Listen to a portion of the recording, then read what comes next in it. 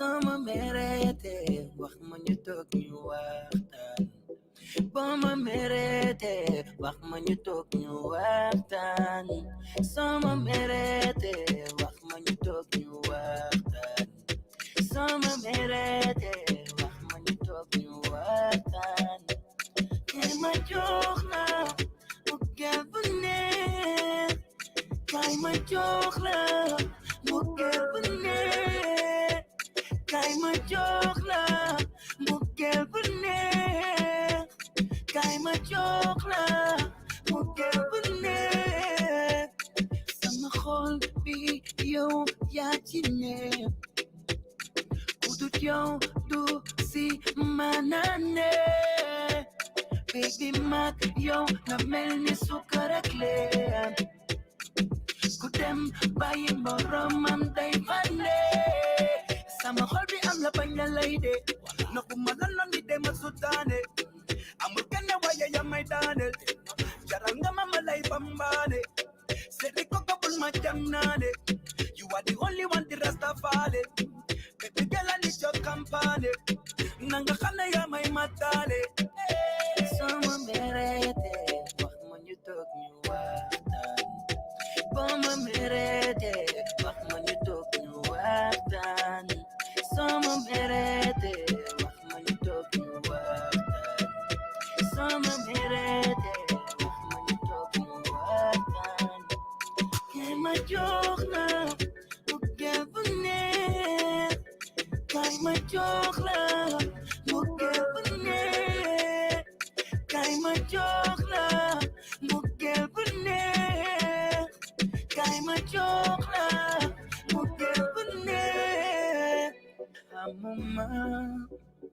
kenn ku dut yow dégg neen lu ne mag yow aduna da bari coow foog takk sa fit ànd ki nga bëgg coow kon wama li nga bëgg baby girl loo nama loo joxal man ma dagg moo tax man ma takk la may sa gewel kay ma takk la loo bëgg day safu la te li ma ne ci yow ma safu la baby girl kay ma takk la sama merete wax ma ñu toog ñu waxtaan ba ma merete wax ma ñu toog ñu waxtaan sama merete wax ma ñu toog ñu waxtaan sama merete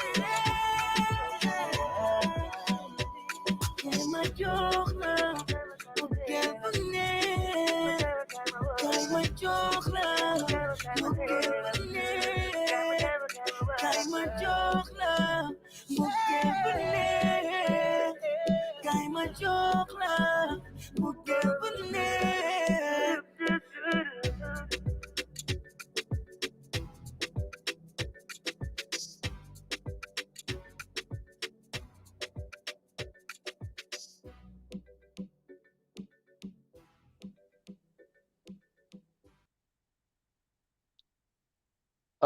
It's a good evening, or should I say good morning, good afternoon, depending on wherever you're watching or listening us on another edition of the Lovers Night Plus.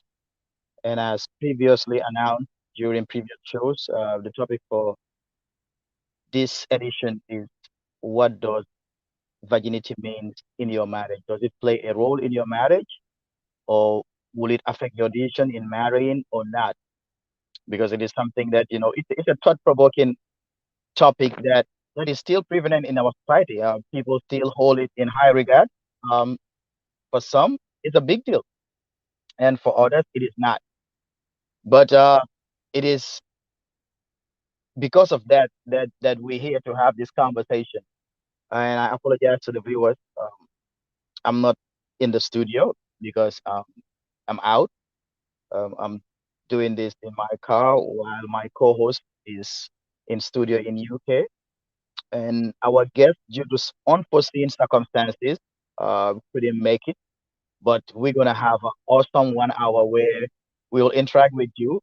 And as always, you can feel free to always send us your comments, or if you want to call in and just contribute, you can give us a call. The WhatsApp number for Muyayam and VOD is 980-209-7421. Again, that number is 980-209-7421. And you can text us or call us and we can share in the discussion. Now, when you talk about virginity, the culture that we come from, fuñ jógee ñun, xam nañ ne ba léegi it's a big deal.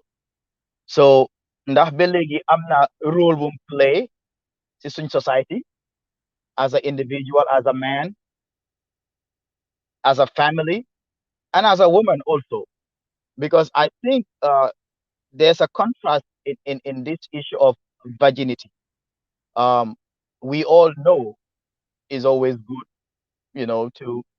to say, okay, this is the first person in my life. But why is it good for the woman and for the guy is okay? You never hear about, oh, góor bi dafa war a jàpp boppam be waxtu bu mu war a sëy. Te ñaari yëpp la. What is good for the goose is good for the gander. So su jigéen bi waree jàpp boppam be ay xari ñëw, góor bi tam rôle boobu noonu daf ko am. Góor boobu tam dafa war a jàpp boppam be ay xari ñëw. Because nekkul ne rek, I don't think it's fair in another way pour góor bi tamit nga def lu la neex. You mess with A, B, C, D, Z. Then, after all is said and done, nga buga dem mess with A boo xam ne is untouchable or was untouchable. I don't think it's fair. It's hypocritical. So, the society buñ jógee, we all can attest to this. If you come from the sub-region, let's say the Senegambian sub-region, I would say even in Africa, whereby di nga gis family yoo xam ne léegoo-léegi mu am koo xam ne saa yu nekk dafa bëgg a sol lu gaata, dafa bëgg a sol lu dang, mooy génn dem pati ji. Nga am koo xam ne mooy ñi ñoo ooyee ji sumu yaa moo faala. Nga xam koo xam ne malaan laa sol, dagita malaanam laa sol, du génn du pati. Su nit si génn moom mu ngi toog si boori yaayam wala si boori papaam wala toog moom du génn. Kookoo dee dem nag jaay de ka bi ñëwaat toog noppi kenn du xam. Léegoo léegi kuy dem pati ji, kuy sol lu gaata, kuy sol cangala yooyu, dañ leen de stereotype nga dégg léegoo léegi sa own family members ñoo la naan seetal kii solu yu bon yu moo sol, kii dee duñ ko fekka. Kii léegi mu indi biir. And 9 out of 10 I've seen this. ñuñ dee wax ne ñoo mel noonu ñoom lañ dee ñëw fekka dara because bugga nañoo pati rek, bugga nañ sol lu gaata, bugga nañ sol lu gan lu dang. That doesn't mean ñu bon lañ wala buñ génn dañoo def lu bon. Kuy toog sol malaanam noonu musóoru nga ne kii mooy yaaram bi wala ibaadu, ñooñ laa dee ooye ibandi yi. ñooy duñ ibaadu ñooy ay bandi yi. So ñooñu dem taal dëkk bi ñoo toogaat and benn dee nga toog rek nga dégg ne waaw diw sàngam moom moo am doom wala moo ëmba. ñi ñoo stereotype naan kii dafa bëgg lu gaata, dafa génn di pati. 9 out of 10 ñooñu kenn du leen dee xamal dara. Seen der moo dee gaaw a yaaxu rek. So we're gonna digest all this and share in the conversations with our viewers. And most of you, luñ dee am si text, they've already started texting our WhatsApp. So luñ dee am si text daf dee bari torop. But it's always good also tamit when you have certain ideas, you share it with. Because I don't think with the issue of virginity, it has to only stay with jigéen bi. Amul fenn fuñ ko wax foo xam ne rek ne jigéen bi rek moo war a jàpp boppam ba sëy wala góor bi mun naa def lu ko neex su paree dem takka. And that is the stereotype buñ am. Yow da ngaa dem dox sa ndaw ba kontaan dem foya rakki jàmbur, yaayi jàmbur, magi jàmbur, saa yoo paree pour takka nga ne da nga bëgg a am quote unquote fresh blood. Is it fair? That's a question that you will answer and we will digest, because I don't think it's fair. So fekkee jigéen bi dafa war a jàpp boppam bene sëy la war a xam lu mu war a xam. I think it applies to ñun góor yi tamit. ñu bàyyi xel tamit léegoo-léegi comme lu ma waxoon rek.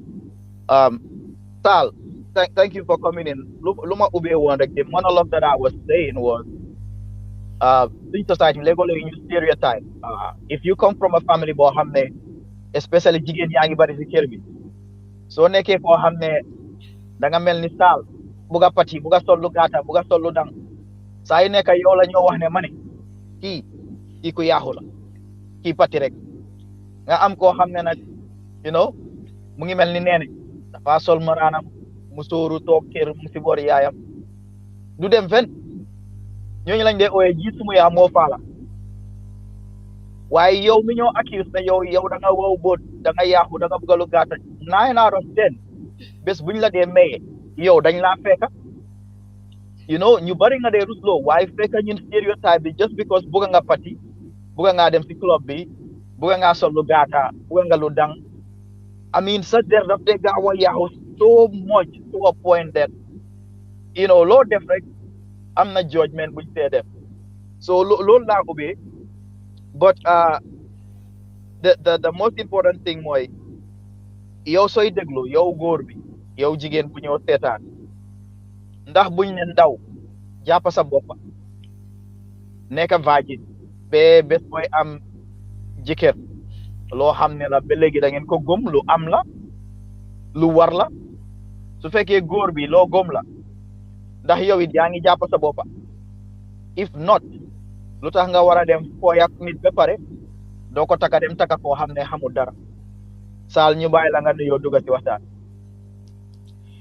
Hello, Thomas. Assalamu alaikum. Thank you very much once again. Welcome, viewers, to another edition of the Lovers Night Plus. Lovers Night Plus Lenua. So, plus bidal mom fi dara du fi nobu. I know it's a very sensitive topic, like Momodo has even just emphasized. It is very sensitive in our society. You're right, Momodo. The topic bi leen indil about women, their body and virginity and marriage. Yeah, it's interesting, and we apologize. We had MJ who was supposed to be here with us, Nunyata, but unfortunately he's not well, so we apologize. He couldn't make it, but it will Get have well, been brother. yeah, get well soon, MJ. It will have been very nice and interesting because we had a good combination of hosts in here.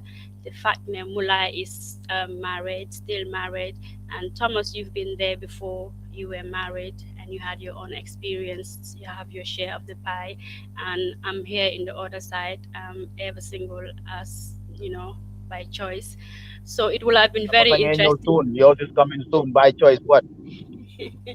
So it's very nice that we have diverse views, but unfortunately he cannot be here. So, but Mhm. obviously, lu nekk rek tamit nga duga si dugaloo si suñ jikko moo ñu yóbbu fuñ mu di nekka.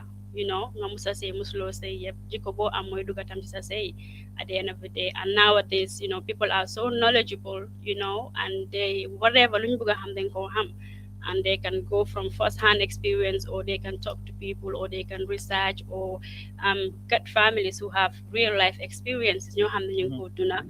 and but then this topic of virginity is very sensitive in the society because to me it's all about women. It's to do with Mhm. women. Sun jigéen ñi la. It's always been the women, always sun jigéen ñi la. So to me, I think we should be able to let women decide on their choices.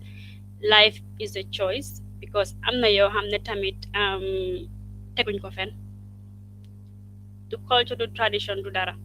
Am na yoo xam ne tamit moom la, but ñu jël yu baax yi ñu bàyyi yu bon yi at the same time and stuff. So I think this topic of virginity and playing a role in people's marriage and stuff, it has a huge impact and stuff. But obviously, some are more open minded. Some guys are open minded, some are not, but some are also selfish and stuff like that. So, foog naa ne jigéen war naa mun a dem ba make their choices in life. They should be able to make their own choices. It is their body, it is their life. But I think that this is not even a problem in Africa. It's a problem, it's a global problem. You would think even West Visa it's still happening. It's not about Muslim nga wala African problem la. It's some people are still having that stigma and that myth, the stereotype, the kind of woman that they want to think that they're married, not because of anything, just because of societal pressure and to feed their ego. Is all about their selfish ego. Man, I mean, what has changed, the information that you have. Koko jigéen mi ne la wow virgin la dama virgin. Now when you have that information, what do you do with it? You feed your Right. ego.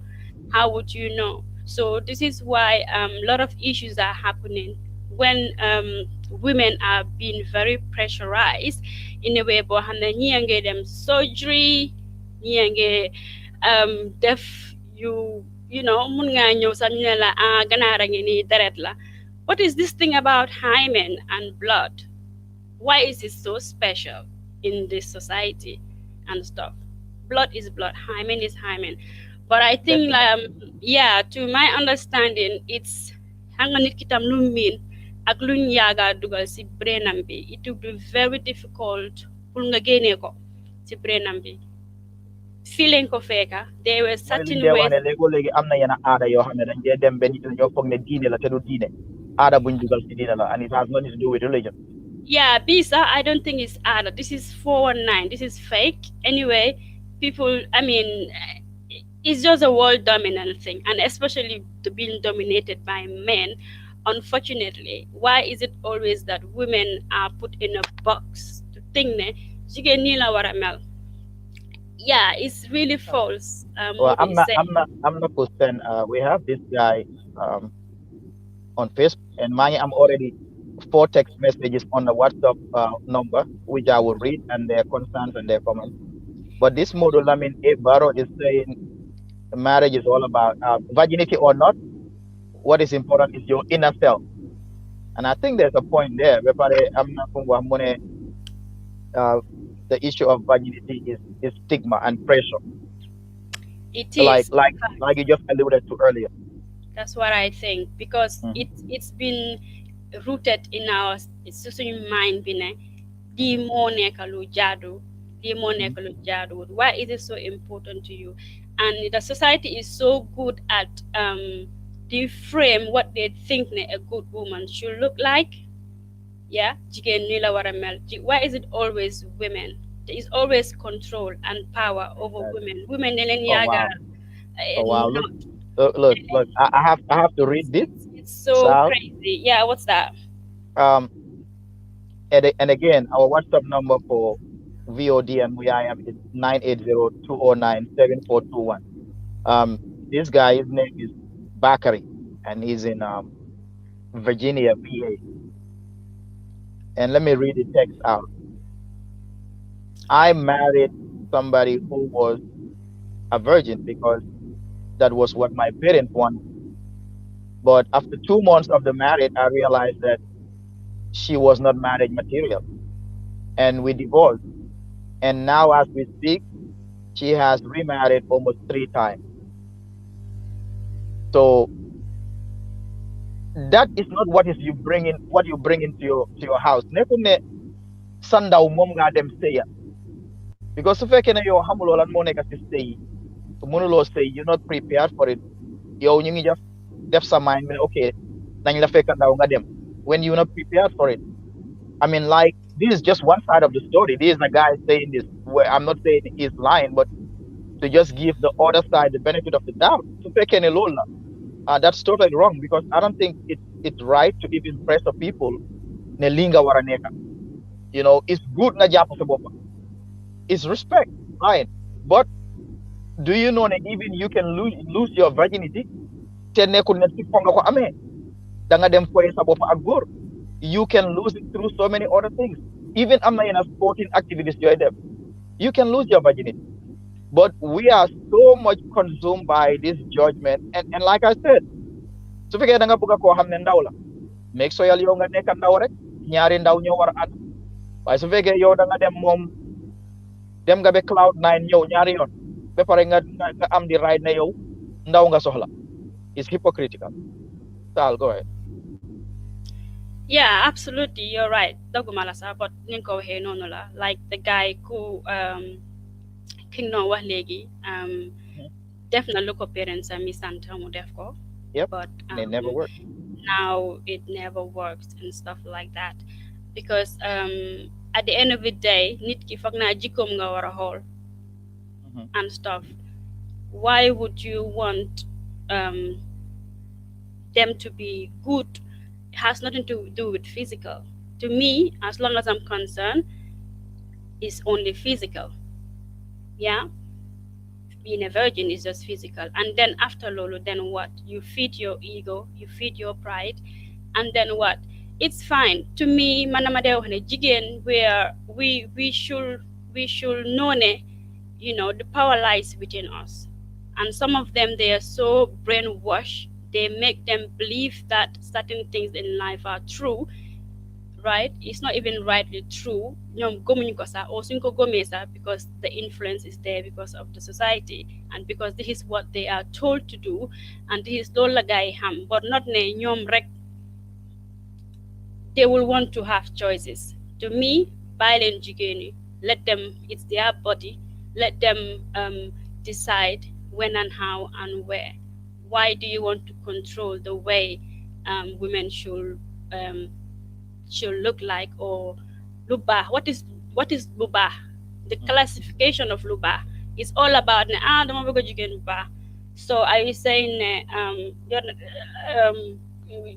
kooku baaxut su dee virginam bi nekku fa virginity bi and stuff like that. So this is what's going to happen, things like this man's experience nga dem ba Wow. dugga si Wow. I mean, nga dem ba dugga si and then nga gis ne xëj na tamit nekkut ne loolu nga fa Lolo la. fekk and stuff like that. But it's fine. We have choices. Jigéen su ko neexee, it's my personal choice. If I want to stay, if I want to keep myself, why not? I'm not opening my legs for nobody. So if I want that, this is what I want. That's my decision. Don't influence me and don't judge me because I decided to do what I want to do. So loolu teguñu ko fenn nekkut ci Islam. So lan la ñoo toppa? What are we looking at? Nekkut ci Islam. Well, I hope these people. I got this is from Fatima. That's the only name that this kind of well what. Let me read this. And once again, for the people watching, the number again is 980-209-7421. That's our WhatsApp. And listen, this. So wow. Yeah, what did Um, Fatima say? um, while I'm listening to your program, I want to say I have a personal experience. Okay.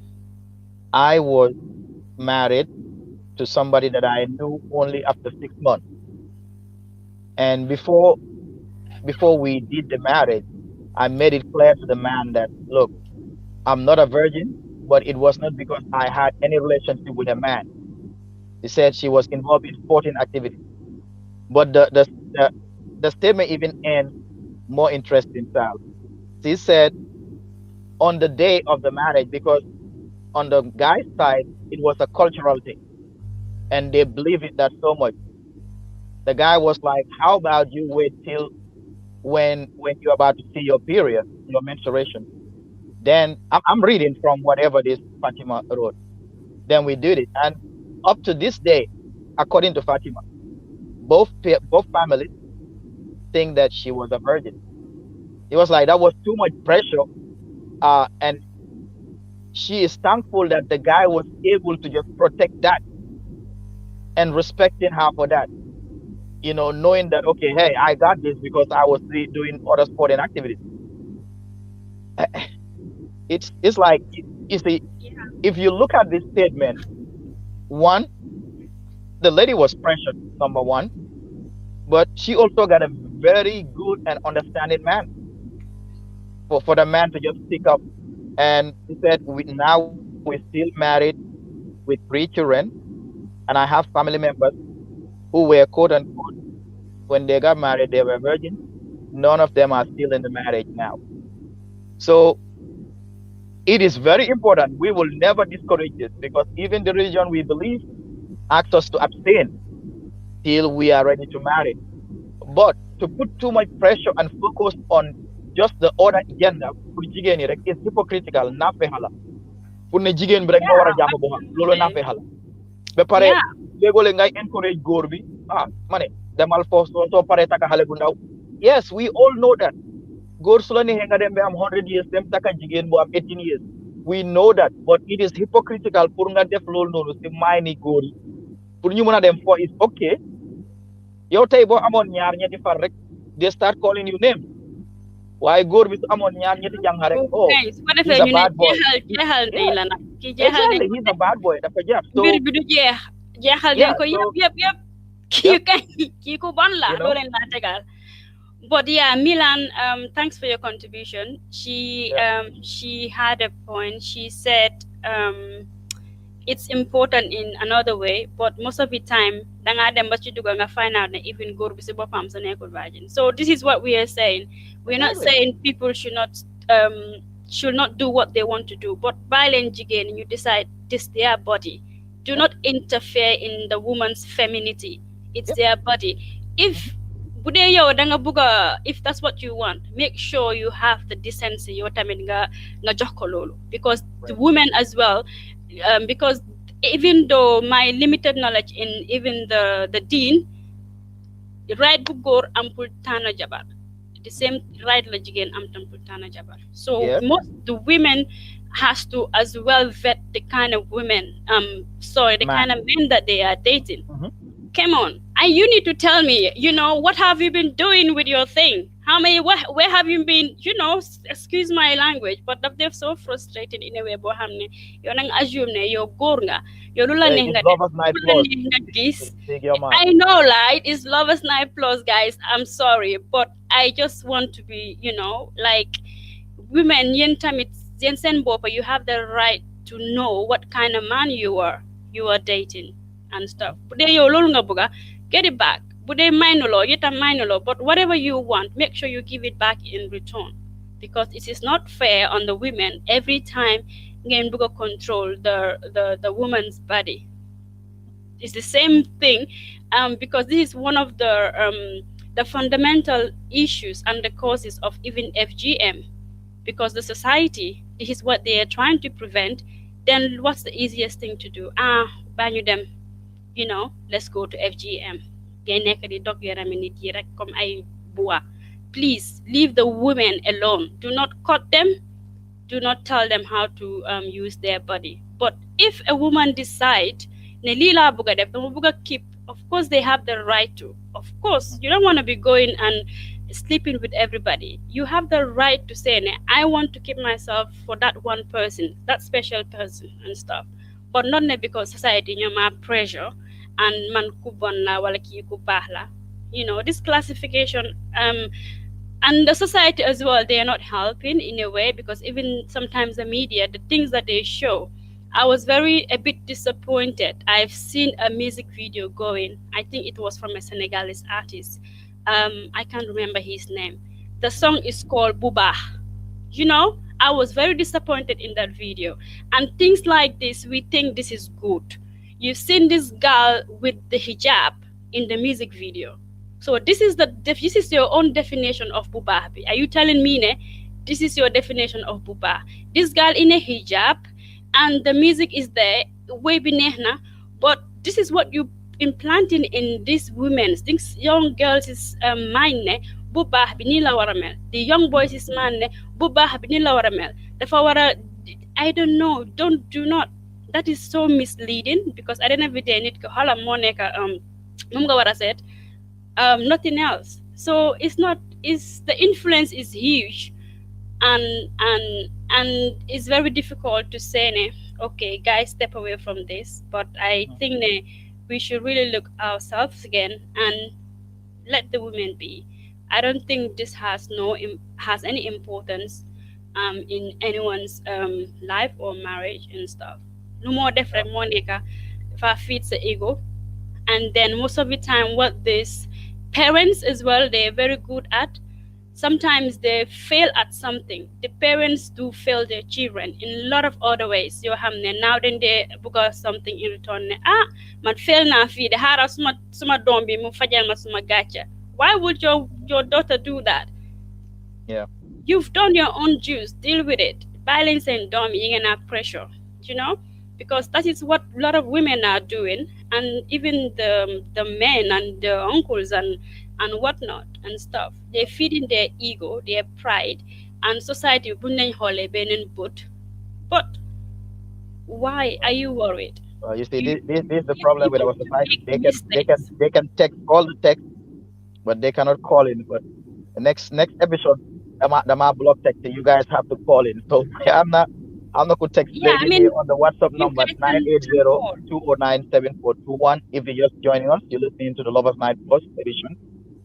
Coming to you live from VOD and Muyam Radio. It's me, your host, together with my co-host Tal. Um, this person said we can just read the narrative without saying his name. Um, Okay. all right. I know in our society it's good. Most of us men, we want to marry virgins.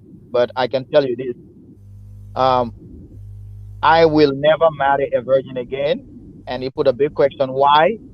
Because when you marry them, they are inexperienced in the bedroom, and it becomes the bedroom becomes boring. Are you really Oh, serious? he's Are you joking, really right? serious? Yeah. I mean, the bedroom becomes boring because they are inexperienced. So Well, you nga are jangal experienced. ko. Why Exactly. you don't show her then? Nga jangal ko. Exactly. Yeah, What's wrong I mean, with getting married to a virgin? There's nothing yeah, wrong with yeah, that. yeah. That's what So lola la koko la yala bolel. So I mean, come on. Danga bëgg a ñëw rek am na ñoo xam ne góor yu bari dañ bëgg a lu yomb ready made yëpp nekk si box bi ñu jox leen ñu lekk ko. You know, make some effort. You are in a partnership. You have to su dee kii mu ngi weak si I area can't bi believe this guy. This guy just nga told me. nga nga Wow, nga won really? ko nga jàngal ko. But you can't disregard them. Dem nga ba decide ne you want to get married to them. Yeah. And but the fundamental thing ne is not all I mean, but that. that's your wife. If you think she's not performing to expectation, tell her what you want. And it is just vice versa. If she feels like you're not performing to expectation, she has every doggone right to tell you, hey, mune ulo yow it. Because Yeah. ko naman do mune board bi yep. So what you talk ka criticize ko because amuñ experience. So what does that mean? Then what is the double standard here? Why did you go and marry a virgin in the first place? Then still complaining that you will never do it again because they lack the experience in the bedroom.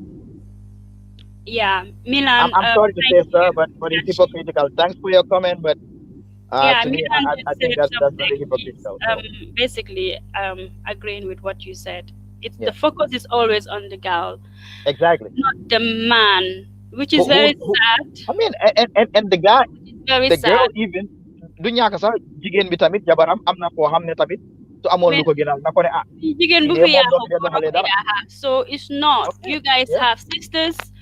Look after the sisters and stuff. yeah, So bëggee jigéen bu yaru ku tëju yow tëjal yow it nga yaru. wow. Period. It's Do very not simple. hold that against them. It is not fair and stuff. So lii moo tax ngeen dem dugga ba si biir a biir, I'm like, because ni nga duggee sax moo rightut, because all your focus is on the concept of bu baax bi and stuff. People do change, and yow da nga bëgg a ñëw rek ñu dajil la paquet bi doo def benn liggéey. Even su dee ku bon la sax, work on it. What's wrong with that? Nobody is perfect, for God's sake. Somebody sent me a question. Well, I mean that's the issue with broadcasting. Well, A say correction. Thomas, I got a question for you, and I got a question for Sal. The question for you is: does virginity play a role in your decision in marriage?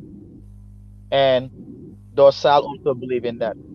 Well, do you want to go first, or you want me to go? Sal, question bu ñu Oh, pose well, la. it's not a difficult answer. Of course, I believe in it. The Okay. bottom line is bàyyi leen jigéen ñu decide ñu bugg a def baax na. Man daal lu gaay bugg a baax na. Of course, I believe in it. I mean, you Yeah. shouldn't be going around, well, maa ngi nii sleeping with everybody. Why would you want to do that? Xanaa yow moom machine nga wala lan nga? Why would you want to do that? But Yeah. it's just this stigma and the myth. If a jigéen, me and my all of English, I'm sorry, but su dee jigéen dafa decide ne dafa bëgg a téye boppam, why not? Mhm. I'm up for that. So Yeah. they good ko decide, why would nga condemn ko and stuff? Yeah. Ak la mooy your definition of lu baax ak lu bon. Of course, I'm in support of women who decide to keep themselves to that one person. bu dee kooku deserving na sax xam naa dangaa dem ba si biir nga gis ne kooku moom dëkk bi yëpp la teen you know. But I believe in that and I support that. Women should be able to have values and to know and to decide when and how and where koo xam ne moo ko yelloo, not anybody, but let them make the decision themselves. Do not influence them. Te bu leen si judge and bu leen ko jàppee. That's what I think.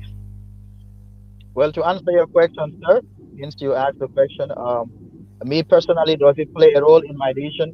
No. And I said emphatic hell no. Hell to the no. That's not important because that's just one factor. Now, if I come across somebody and plan to get married and the person is a virgin, yeah, and it combine all the other stuff that I look for in a woman, yeah, I'll say, okay, that's good. I'll take it. But I'm not gonna focus on that aspect. Okay, you have to be a virgin to be my wife. No. I think that would be hypocritical, number one. Number two, okay, if that is what you're looking for, after she's no longer a virgin, so what? I wouldn't be preconceived by that ideology that okay, danga wara nekk ndaw pour nekk suma jabar. No. I mean, so ko nekkee boole ko yeneen jiko yoo xam ne I like it in you, salamun hayran. But it's not something loo xam ne it will determine or it will affect in any way my decision about who I will marry or not. No. Gis nañ fi koo xam ne dafa fo adunaam ba ñëpp ne kii dafa yaaxu bu mu demee sëy kenn gënu ko sëy. Gis nañ fi koo xam ne moom dañoo ne moom dara la xamul, very innocent, mu dem sëy tas kër bi yëpp rajaxe. So that's just a status boo xam ne lan la. And I don't want to be too religious here, but diine bu ñoo practice sax ñun koo xam ne ñun moom la ñoo roy, the prophet, other than Aisha, every jigéen boo xam ne sëy naa moom dañ sëyoon ba tas ba am ay doom ci lu ñoo ooyee ñun ay jeeg ñooñu la takkoon, other than Aisha. So who are we pour bugg a condemn rek ne jigéen bu xam góor rek dafa bon wala waruñ koo taka wala ku am doom dafa bon waruñ koo taka. Nah, jigéen boobu kan moo ko jox doom? Joxut boppam doom. Jigéen boobu kan moo ko xamloo góor? Defalu ko boppam. So why do we want to simply focus on them alone? Then ñun moom tey boo nekkee ko am ñaar ñetti jànxa rek ñu ne oh tay moom tay play la de ku ko gën a garaaw amul. Waaye jigéen buñ la xamalee benn far ñaari far they start name calling. Da nga bon, baaxuloo. Let's take an example. ñu ngi wax yi fii comme the word caga si region buñ jógee. Caga yi ñoom rek mënuñoo nekk caga dañ am client. Góor yu yee dem personnalité ñooñu ñooy caga yi góoru tamit waaye doo dégg caga bu góor mu jigéen yi rek la ñoo wax that word. So why is it always focused on one side but góor bi moom bu ko defee da ngaa dégg we have this saying like oh góor la everything rek góor la we know góor nga xam nañ ne takkuloo malaan góor nga we know that but everything góor nga you know we have to be more open-minded. Waxuñ fii si benn programme let's make that disclaimer. We are not here to say go and joxe sa bopp fu la neex. We're not saying that. But topic yi ñoo indi dafa nekk loo xam ne suñ society ba léegi am na ñoo xam ne dañ ko gëm. So am na ñoo xam ne dafa play a factor in their decision when it comes to marrying. So moo tax ñu ñëw fii laajte ndax dina affect sa decision making. Is it still relevant to you or is it not? As a woman and as a man. Sal. Yeah, absolutely. Foog naa tamit I think it is very is to do with the ego. Man foofu laa ko dee waxee rek. Góor yu bari ego mooy problème ego lañ amee. That's all. The fact ne kii maa ko téye you know ay Thomas ak kii neen la konteel ba ñoom lu leen leerul sax neen la konteel ba nga foog ne kii ñu ñëpp jeexal nañ ko te dara leerul lañ si. Yeah, no, nañ la gis nga àndaa góor rek. Absolutely, and it's very ridiculous. I mean hotel like let's say a hotel buñ koo bill pour nga dem relax la am sa privacy. waaye tey buñ ma gisoon maa yow ñuy génn si hotel. Oh my God. jeex na dinañ ne am na lu xew. because exactly. ñoom believe nañ ne yow hôtel sax góor a jigéen warloo faa dem. Yeah, Or because góor a jigéen bu ngeen fa génnee rek I mean tëdda nit tëdda naa góor a jigéen tëdda nañ néeg te suba dara beeg xewul. fajar te dara xewul. am just seetal suñu religion bi rek naka la wax ne njaalo pour nga ne nit dafa njaalo ban evidence nga war a am loolu laa won ne loo amul la leer zip it, Absolutely, you know. absolutely. And Yeah, I will. Yeah, look at what this lady Milan, is it Milan? I don't know if yeah. it is a lady or a guy. Milan Jalo. I'm not sure. Milan, yeah, Milan wrote something very important. Milan said, Mhm. so what about if it was a white woman? They don't even worry about if the white woman is a virgin or not. They'll go and marry. Di nga dem say ko xam ne mut na la maam sax waxuma la yaay de just pour am a paper. So loolu noonu Absolutely, worry lool si loolu. But when it comes to our woman, you wanna just bring that judgment, you know?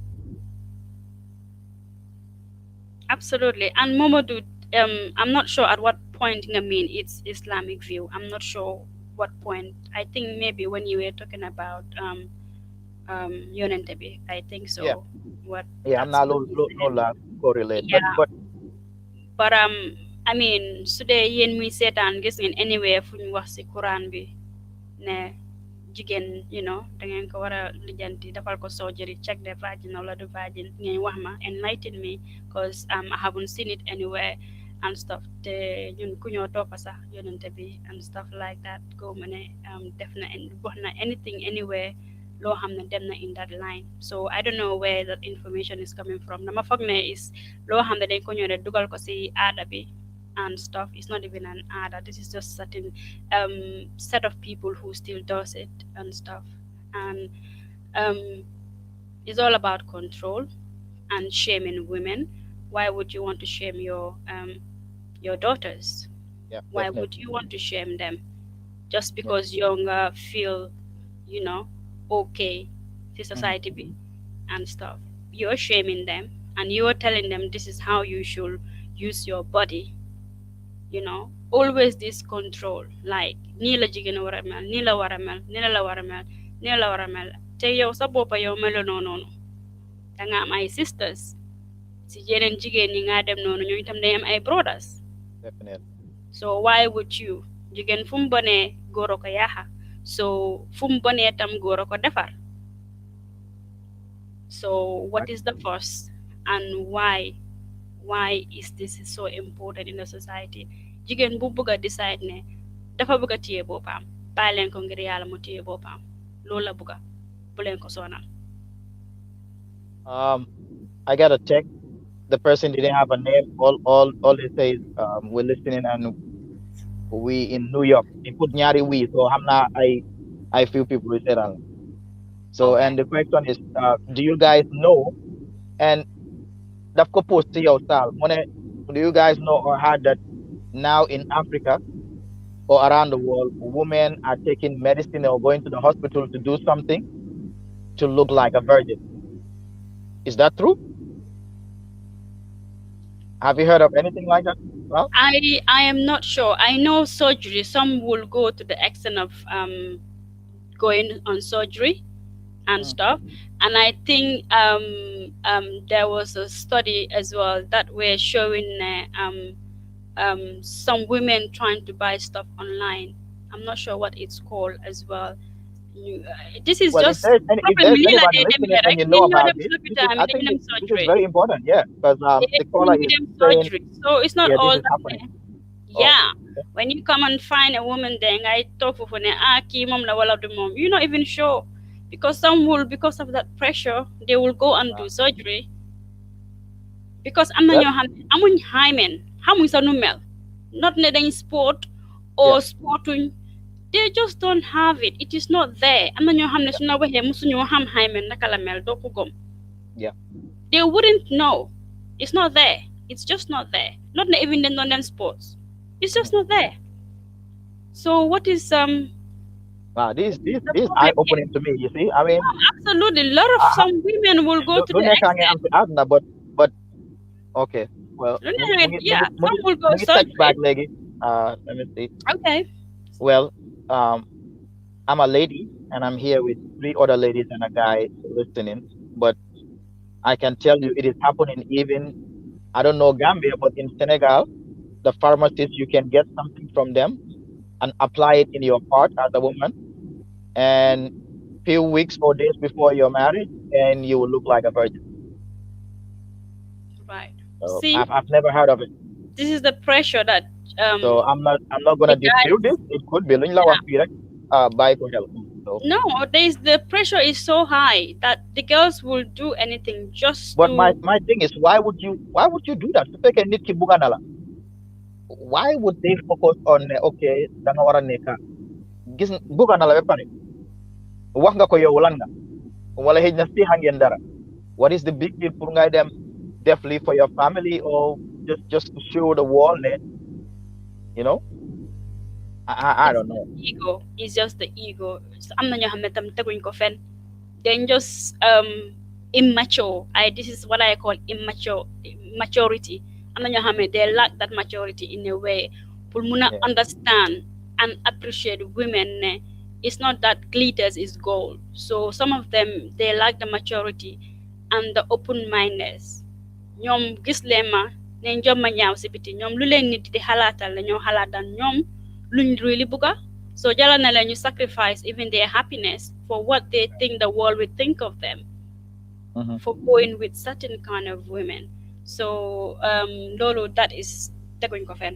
Yeah, so kooku lu mu wax dëgg la jigéen ñu bari ñu ngi on pressure. So da nga gis ne ñu ngi def lot of things ñi ngi dem surgery ñi ngi naan du kenn xamut ñi ngi lu nekk dañ ko dee def just to make sure ne they are intact. Why?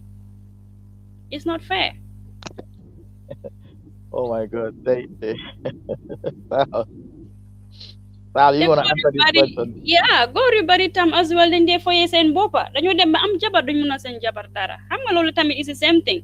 How do Yep. we identify that? Xam nga jigéen bi di nga ne xaymem di moo dem No. but jigéen góor bi what else? The only way that a woman will know is that you're not even performing. Loo doon def so which means yow sa boppa you've not been taking care of yourself. Yep. Danga dem ma am jabar doo mun a sa jabar dara anyway. So what's the big deal? Okay, I get a question, and this is from my own state, North Carolina here, Raleigh. And I have a friend who is listening and just sent me this text asking, okay, she's supposed to get married. The husband is overseas somewhere in Europe. And she's saying she doesn't want to mention where the husband is because people listening might know that she's the one talking. But to tell you the truth, the guy thinks the lady is still a virgin because they used to date back in the Gambia. But the lady is no longer a virgin. And she also made the belief to the guy that, okay, yeah, lu fa nekkoon boo ma xamee ba léegi loolu fa nekk, but mu ne ñoom ñaar am nañ waxtaan ndaw si wan ko ne no loolu nekku fa waaye xaw ma naka laa ko waxee kii. So listening to what we were talking about, mu ngi laajte na is it right pour moom mu ut loolu noonu garab bu ñoo wax noonu use ko or just go ahead and just tell the guy ne hey I told you a lie but afraid ne xëy na su waxee loolu noonu kooku mun naa call off the marriage. Well, So that is so not even tricky. Come on, then no, you're no, not going to be I mean together. xam nga dëgg ñu ne boo waxee dëgg doo xelaat waxaat dëgg because you know it's the truth waaye boo fenee rek moom I mean excuse my language my sister but I think if you just come out wax ko because déetoon ngeen di fi Banjul ne ko hey I mean yëf yi nekkaatu fa rek su la buggee he will continue but my big thing is you already lied to the guy nga war ñëwaat wax ko leneen so how would he feel? Yeah, but I'm just curious. Naka la waxtaan boobu sa commencé. Why will anybody just randomly just come and want to know that or ask her? So that must be very important to the guy then. Exactly Or because they yeah, dated in Gambia mu ne bu gaay nekkee Gambia I mean they were they dated for long, but there was nothing going on. You know? Okay, fine. So Yeah, nit ki sodi na la degare. yeah, You can't fake definitely. it. So la Yeah. so ide na la degare at the end of the day. But I don't think you even owe him any explanation. It is your body. Well, It's yes um, or no. Hana, I, you I know, think so gise muy wax ni actually. I'm sure that they had a conversation, and the conversation absolutely. mo one waji ne be legi lu fa nekan fa Dafa mel ni because loolu they moo xew about to sax. get married. Wow. So but friend am Yeah. bi mo ne ñom ñaar am nañ conversation mu won ko ne no man nekkuma lool but xamul naka la ko waxee waa ji nga xam ne moo ko war a taka so Well, I mean, to me, my advice is either way, so that if it is really important for him, te waxtaan ngeen ci ba pare. mhm, Of course, it's rightful na nga go back and say, this is the truth. Either we part now or this is the truth. You have to tell him because unless waxtaan ngeen ko ba pare, bu doon waxtaanu leen ko, why would that conversation come in the picture anyway? Then xam nga ne loolu dafa important si kooku. What kind of a guy why would you want to be with that kind of a guy anyway? Um, yeah, you have to tell him. So why are you let him walk away? Then nga xam ne then he's not meant for you because nga dem ba dugga ba si sëy bi ngeen trials will come. Di ngeen dem difficult situation in the way. Is he gonna dump you there and go because things are not right? Is that the kind of man that you wanna get into?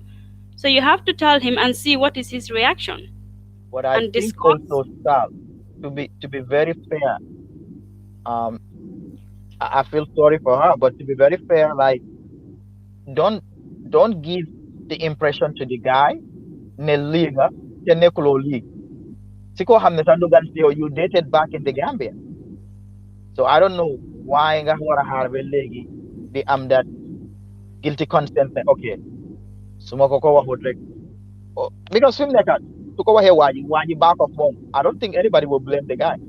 Absolutely, Milan. Milan says, so what? What about the guy? Is he virgin as well? So which means this is not important to the girl. So girl, is that important to you as well? Most of the Yeah, time, why are we always it's not balanced at all. yeah. Balanced. So kili la buga yo bugu lolo. Mom lum buga re lolo nga buga. Just for the sake of the nga buga say, come on, it's not the end of the world. Yo lo buga. Guys have to balance. You have to tell him the truth. Our And if that society, is our important society. to you, throw him back Yeah, the question, are you a virgin? Ask him that. You have to ask the hard question. Ask him. So ko laajte wutee yow which means ne yow rek dangaa dem sa mën a jànq bi fen rek kii nekkate moom maa ngi foogoon ne lii la tub moo xama naka because laajte wuloo ko yow it. So you have to ask him. Be truthful and tell him the I think situation and say, what I think about you? to make things easy, to be just simple and nip it in the bud. So buggee ndaw nekkal ndaw waaye soo nekkul ndaw you have no right pour jooj ne Tom Dick and Harry dafa war a nekk ndaw. Yeah, so buggee ndaw daal nekkal ndaw Yeah. that's the way I look at it. The problem, Thomas, is come like look at Milan di nekk keep emphasizing because I Mhm. know mu ngi emphasize a lot about we're not checking the guys to fogloo dañ ko normalize society bi ne is okay góor moom lu ko neex mu def parce que góor la dañ ko Ah, normalize rek. ah, that's the hypocrisy bu ma njëkk a wax bu ma Why def the is that? monologue of the show. Well, because xam nga like I always say and let me be as raw as I can be. Xam nga dañ nekk society boo xam ne da ngaa gis nga nekk place benn ñaan ko rek man may góor suma kaddu mooy dox bi we always want this dominant thing like te yow góor bi rek yow mënuloo amee sa kër yow góor bi rek sa kër du neex kenn du fa ñëwul tooga bu neex du fa nekk cuuraay bu neex du fa nekk wax bu neex du fa nekk góor rek si kër ay mer ak puñ yu bari rek so yow góor boobu noonu am na fu mu em waaye dañ bëgg a dis society boo xam ne this to be this male dominant da ngaa maari koo xam ne dafa war a very submissive to you instead of yow kii nekk koo xam ne is a partner man I want to marry a partner koo xam ne su ma wàccee liggéey su ma ñëwee kër with all the stress naa ko mën a waxtaan ak yow nga detox ma nga comfort ma likewise boo ñëwee I want to know how your work day was sa job waaye gis ne man may góor I mean Come Lawa, it's just one-sided in everything. It's It's just one-sided. I think the one-sided. women are so busy pleasing the men. Lu ñu wax rek ñu daw ñu wax, but it's not fair. It shouldn't be that. Exactly. Yow lu góor wax rek, what is there to lose? Waaw la Mhm. wala déet? I mean, come on. You don't. If they don't want it, I'm like, please go and find the kind of woman that you want. Obviously, we are not meant to be together. Dama nga ut yow sa angel bi nga buga ak sa malaika bi. Nga bàyyi ñu ñun ñu dem ci suñu malaika ñu nit.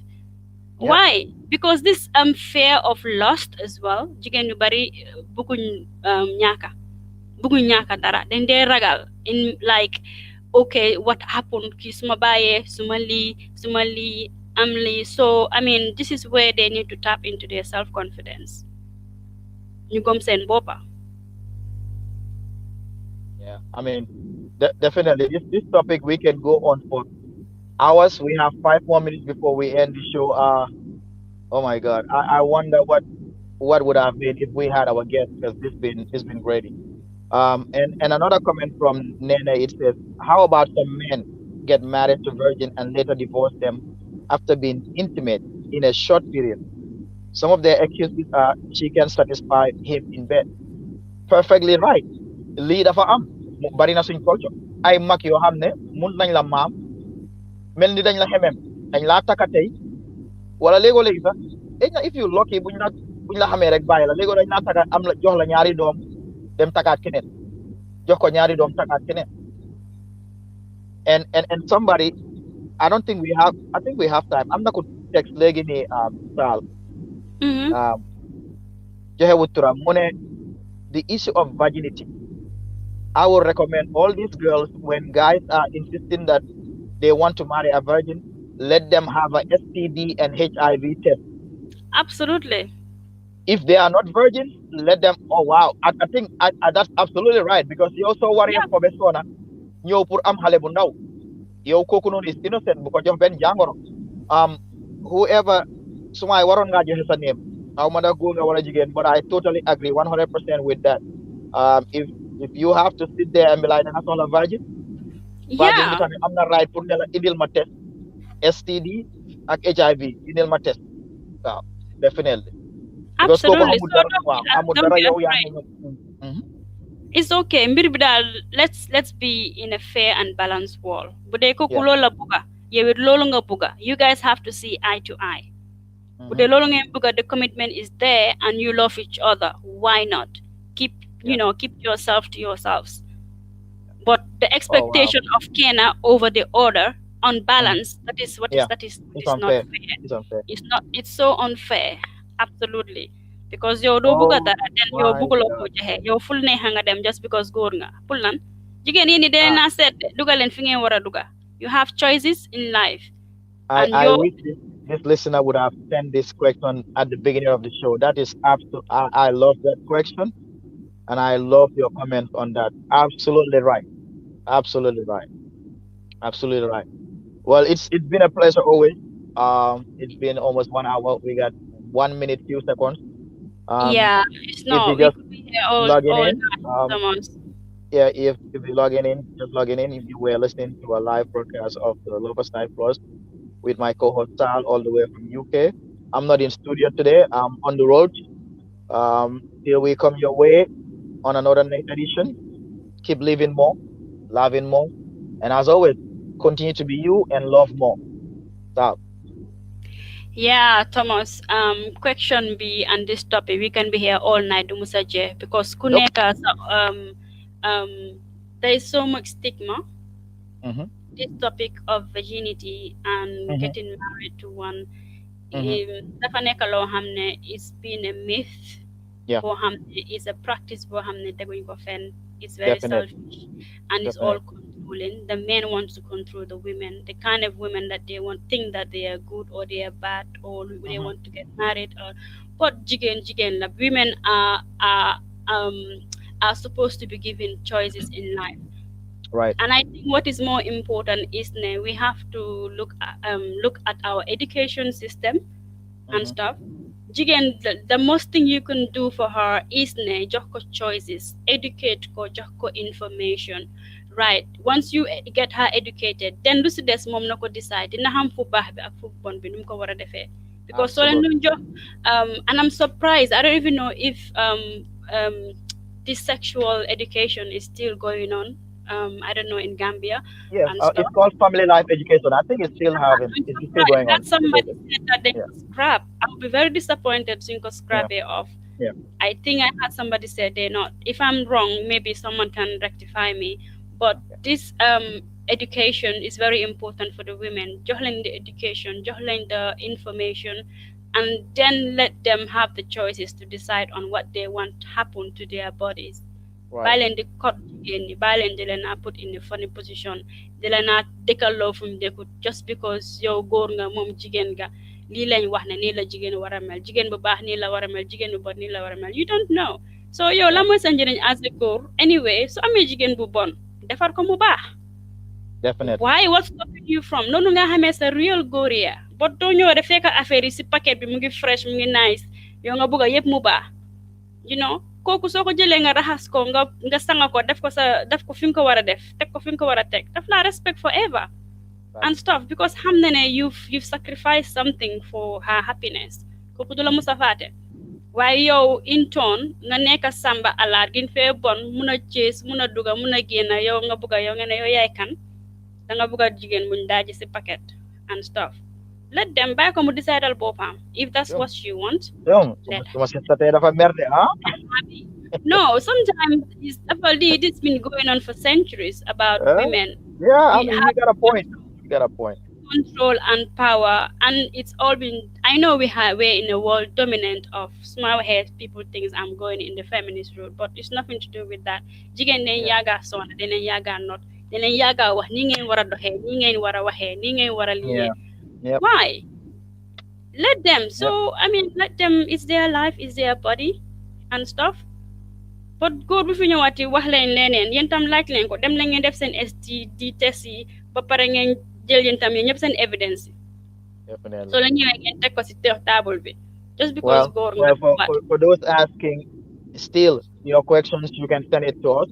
Our WhatsApp number is 980-209-7421. And Sal, you can give them the email address. Yeah, I'm loversnightplus@gmail.com. I think Milan is making a suggestion.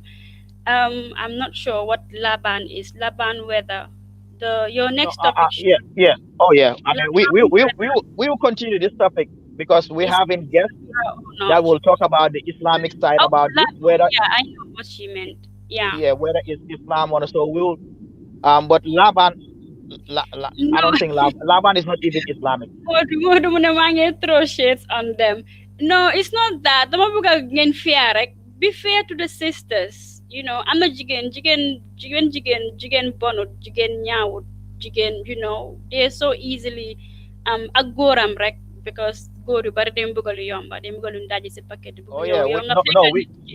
we continue this with Laban because we've not even exhausted this program. am No, na that am na going guest to boo the xam ne dafa waroon a ñëw tey contract. but unfortunately dafa am dëj.